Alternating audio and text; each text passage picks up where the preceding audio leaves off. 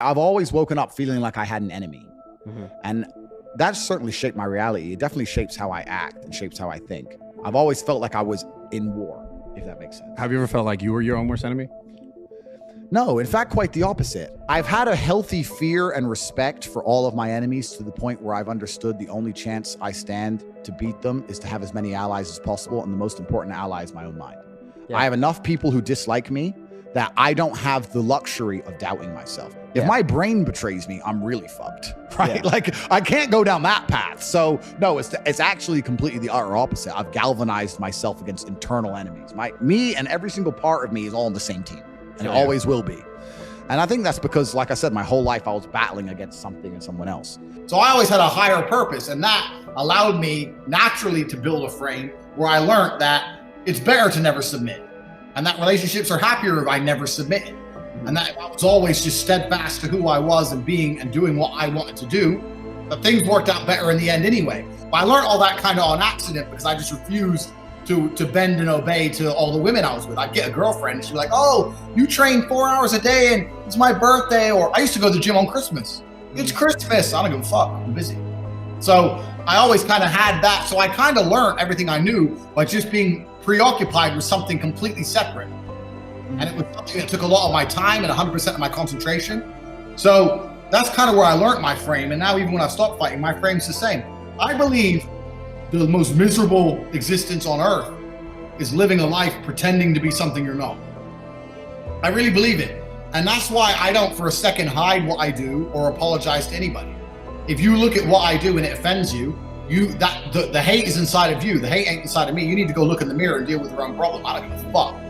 I think people who get demotivated because they don't quite hit where they want to get just need to be more realistic about it. And like I said, you need to get a piece of paper or understand on a scale of 1 to 10 and say, how stressed do I want to be? How much pressure do I want to feel like I'm under? How much can I take? And be honest with yourself. I know I can handle it. I'm a professional. I've had 87 professional world champion fights. I've been there. I've been in the dressing room about to go fight a dude who just killed his last opponent. Like I understand pressure. Most people don't. So you have to sit and go, how much pressure can I really take between 1 and 10? Well, let's say it's a 6 or a 7. Okay. And then you need to work out an income that reflects that, and that should be your goal and be happy with it. You have to decide what you want to deal with. So when you're setting your expectations, it shouldn't just be about how much money you want to make. It's truly about how stressed and how much pressure do I want to be under. Successful is all about self-definition, which is what I was saying at the beginning. You have to decide who you want to be. And if you wanted to be Joe Schmo and you pull it off, then you'll be a pretty happy, content person. Decide who you want to be. I think the people who are miserable, it's the gap between their expectations and their reality. That's where the misery lies. The people who are miserable are the people who don't try hard enough to obtain it, because I actually believe, and this is another thing I'll say, I believe the universe is very giving.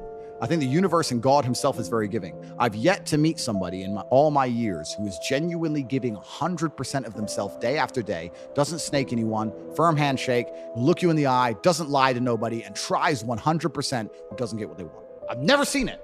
Every single person who doesn't have what they want, there's something in their story that doesn't quite add up. So if you're truly about it and you're truly trying your absolute best, you're going to do it. And that's what I believe. I believe the universe is extremely giving. So when I meet somebody and they go, I really wanted this and I don't have it, I say, you didn't really want it. You're a liar. This is the thing that I don't truly understand. If I'm unhappy with something and I'm uncomfortable with something, I fix it. Yeah. That's endless motivation, which I don't truly believe in as a concept, but that's endless fuel for the fire. Right. If I was unhappy with something about myself, regardless of what it was, I would be able to take all of that discomfort and turn it into endless energy to get the problem fixed. It's because I've been so hard on myself and I've been through so many things that were difficult, and I've been through so much pain and trauma myself, some of it self-inflicted, some of it given to me by God to make me a better person.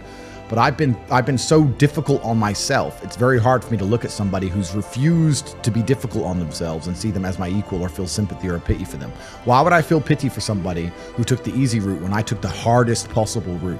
Yeah. I took the hardest possible way to be the man I am, and you were too big. And now you want me to feel sorry for you? I don't feel sorry for you. Yeah. I don't feel sorry for these people.